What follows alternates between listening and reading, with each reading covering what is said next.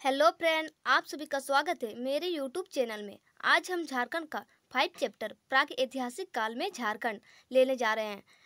इससे आगे हम first chapter, second chapter, third chapter ले चुके हैं। अगर आप उसे नहीं देखे हैं तो सबसे आगे मेरे प्लेलिस्ट में जाकर देख लीजिए ताकि आपको वीडियो अच्छी तरह से समझ में आए। चलिए ज़्यादा टाइम वेस्ट न करते हुए आज का टॉपिक स्टार्ट करते हैं। प्राग ऐतिहासिक काल में झारखंड। देखिए क्या है, वह काल जिसके लिए कोई लिखित साक्ष्य उपलब्ध नहीं है बल्कि पूर्णतः पुरातात्विक साक्ष्यों पर निर्भर रहना पड़ता है, उसे प्राग ऐतिहासिक काल कहते हैं। चलिए हम दोबारा रिपीट कर देते हैं। वह काल जिसके लिए कोई लिखित साक्ष्य उपलब्ध नहीं है बल्कि पूर्णतः पुरातात्विक साक्ष्यों पर निर्भर रहना पड़ता है, उसे प्राग ऐतिहासिक काल कहते हैं। प्राग ऐतिहासिक काल देखिए, इसमें 3 भागों में बांटा है: पूरा पाषाण काल, मध्य पाषाण काल, नवपाषाण काल। नवपाषाण काल में ताम्रपाषाण काल, काशी युग, लोह युग। पूरा पाषाण काल इसका कालक्रम 25 लाख ईसा पूर्व से 10,000 ईसा पूर्व तक माना जाता है। इस काल के लोग आखेटक, शिकारी एवं खाद्य संग्राहक थे। इस काल में कृषि का ज्ञान नहीं था तथा पशुपालन का प्रारंभ नहीं हुआ था। इस काल में नहीं हुआ था, पूरा पाषाण काल में। इस काल में आग की जानकारी हो चुकी थी, परंतु उसके उपयोग का ज्ञान नहीं था कि किस तरह उपयोग किया जाता था, उसका ज्ञान नहीं था। झारखंड में इस काल के अवशेष हजारीबाग, बोकारो, रांची, देवघर, पश्चिमी सिंहभूम, पूर्वी सिंहभूम आदि क्षेत्रों से प्राप्त हुए हैं। हजारीबाग से पाषाणकालीन मानव द्वारा निर्मित पत्थर के औजार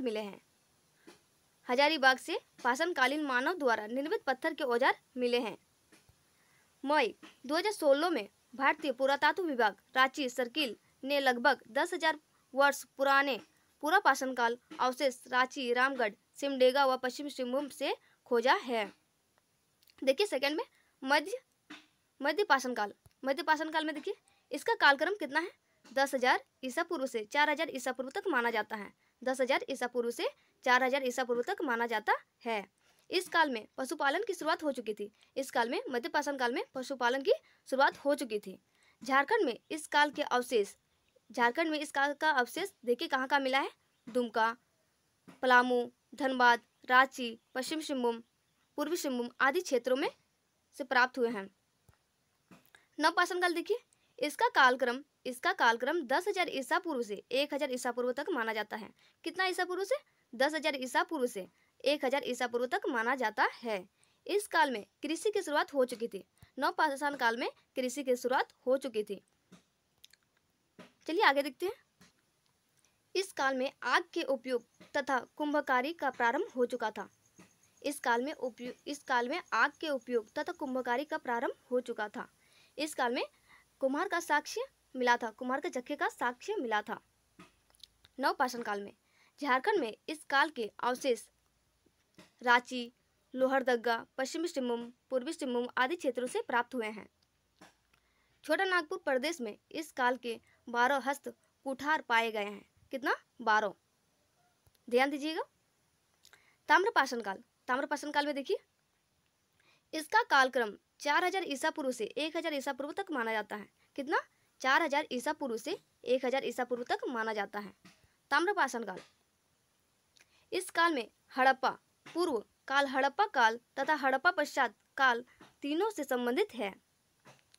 पत्थर के साथ साथ तांबे का प्रयोग प्रारंभ होने के कारण इस काल को ताम्रपाषाण काल कहा जाता है। किसे कहा जाता है? पत्थर के साथ साथ तांबे का प्रयोग प्रारंभ होने के कारण इस काल को ताम्रपाषाण काल कहते हैं। जिस तरह पत्थर के साथ साथ तांबे का प्रयोग किया जाता है उसे ही ताम्रपाषाण काल कहा जाता है। मानव द्वारा प्रयोग की गई प्रथम धातु क्या था? तांबा था। झारखंड में इस काल का केंद्र बिंदु सिंहभूम में था। कहाँ? सिंहभूम में। इस काल में असुर, बिरजा, बिरहोर जनजातियां तांबा गलाने तथा उससे संबंधित उपकरण बनाने की कला से परिचित थे। देखिए असुर, बिरजा, बिरहोर जनजातियां ये सब तांबा गलाने तथा उससे संबंधित उपकरण बनाने की कला से परिचित थे। वो सब तांबा गला के वो अन्य उपकरण बनाते थे। चलिए आगे देखते हैं। झारखंड के कई स्थानों से तांबा की कुल्हाड़ी तथा हजारीबाग के 12 गंडा से तांबे की 49 खानों के अवशेष प्राप्त हुए हैं। कितना?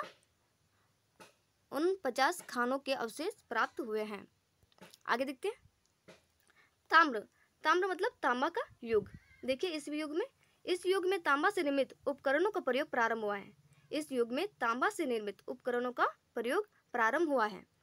इस युग में असुर, बिरजिया, बिरोहर जनजातियों के द्वारा तांबा के खानों से अयस्क निकालकर वह उसे गलाकर विभिन्न उपकरणों का निर्माण किया जाता था। कांस्य युग देखते हैं। कांस्य युग, इस युग में तांबे में टीन मिलाकर कांसा निर्मित किया जाता था। क्या? तांबे में टीन मिलाकर कांसा निर्मित किया जाता था तथा उससे बने उपकरणों का प्रयोग किया जाता था। छोटा नागपुर, छोटा नागपुर क्षेत्र के असुर झारखंड की प्राचीनतम जनजाति क्या था? असुर तथा बिरजिया जनजाति को कांस्य युगीन औजारों का प्रारंभकर्ता माना जाता है। किसे माना जाता है? असुर और बिरजिया को जनजाति कांस्य युग औजारों का प्रारंभकर्ता माना जाता है। देखिए लोह युग, इस युग में लोहा से बने उपकरणों का प्रयोग किया जाता है। लोह युग में लोहा से बने उपकरणों का प्रयोग किया जाता था। झारखंड के असुर तथा बिरजिया जनजाति को ही लोह युग से निर्मित औजारों का प्रारंभकर्ता माना जाता है। चलिए देखिए इसमें असुर तथा बिरजिया जनजातियों ने उत्कृष्ट लोह तकनीक का विकास किया। इस युग में झारखंड का संपर्क सुदूर विदेशी राज्यों से भी था। झारखंड में निर्मित लोहे को इस युग में मेसोपोटामिया तक भेजा जाता था, जहां दमिश्क में इस लोहे से तलवार का निर्माण किया जाता था। चलिए फ्रेंड, हम नेक्स्ट वीडियो में मिलते हैं। Thank you. अगर आपको मेरा वीडियो पसंद आए तो शेयर एंड सब्सक्राइब कर दीजिएगा। धन्यवाद।